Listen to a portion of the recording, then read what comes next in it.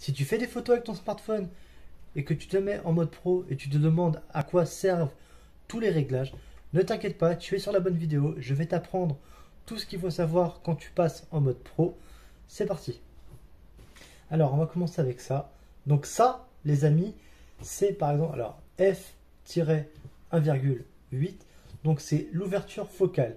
L'ouverture focale, donc c'est le diaphragme de l'obturateur qui s'ouvre et qui se referme pour prendre la photo. Donc il faut savoir que plus le chiffre est petit, plus l'obturateur est ouvert et laissera passer beaucoup plus de lumière. Alors maintenant, on va parler de ce chiffre-là. Ce chiffre-là, qu'est-ce que c'est? C'est la vitesse de fermeture et d'ouverture de l'obturateur. Donc en gros, c'est le clic-clac. Vous voyez, quand vous appuyez sur un appareil photo, clic-clac, voilà, que l'on entend. Comment on pourrait? Cela, alors ça veut dire que 1,60, c'est 60 par 1 seconde. Voilà. Et on peut baisser à 1,25, 1,10, donc 1 seconde, 1,2, 1 seconde, 2 secondes. Plus on laisse l'obturateur longtemps, plus la lumière va rentrer. Alors, la lumière quand elle va rentrer, c'est pour faire des photos de longue exposition par exemple, pour faire des photos nocturnes, des effets comme l'eau qui ressemble à de la soie. Ensuite, ça peut faire aussi du light painting. Donc light painting, vous savez, dans la nuit, vous mettez votre appareil photo et vous bougez votre lumière et ça fait une forme. Donc là, ça s'appelle du light painting. Ou sinon, pour faire vous savez, les effets phare de voiture, vous mettez sur un pont par exemple sur une autoroute et vous faites ça et ça va faire que déligner avec les phares avant ou arrière des voitures.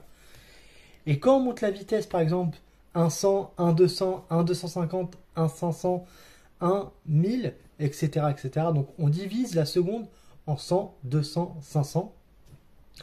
Donc c'est l'obturateur qui s'ouvre et qui se ferme beaucoup plus rapidement.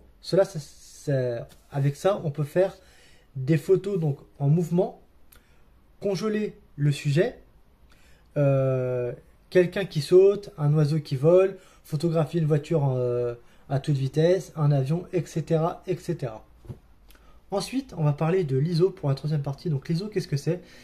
C'est la quantité de lumière qui passe à travers l'appareil photo ou le smartphone. Cela permet de contrôler l'exposition de votre photo, c'est-à-dire une photo avec une bonne lumière.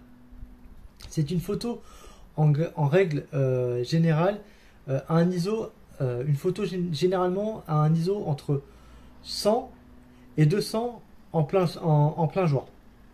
Si on baisse l'ISO, on risque d'exposer la photo. Donc, du coup, elle sera sombre. Voilà. Donc, si on monte trop l'ISO, on surexpose la photo et du coup, elle apparaîtra trop blanche. Et si vous baissez trop, elle apparaîtra trop sombre. Donc voilà, c'est tout pour les 2-3 petites astuces que j'avais à vous proposer. De toute façon, vous avez tout qui apparaît ici. Donc, vous pouvez voir que quand je montais trop, bah, c'était trop blanc. Quand je descendais trop, c'était trop sombre. Donc voilà, après, c'est à vous de régler vos paramètres autant que vous avez. Et puis, j'espère que, comme d'habitude, la vidéo, elle vous aura plu. Si tu aimes la photographie, lâche ton petit like, abonne-toi, ça fera extrêmement plaisir. Et puis, on se retrouve pour une nouvelle vidéo. À la fois prochaine.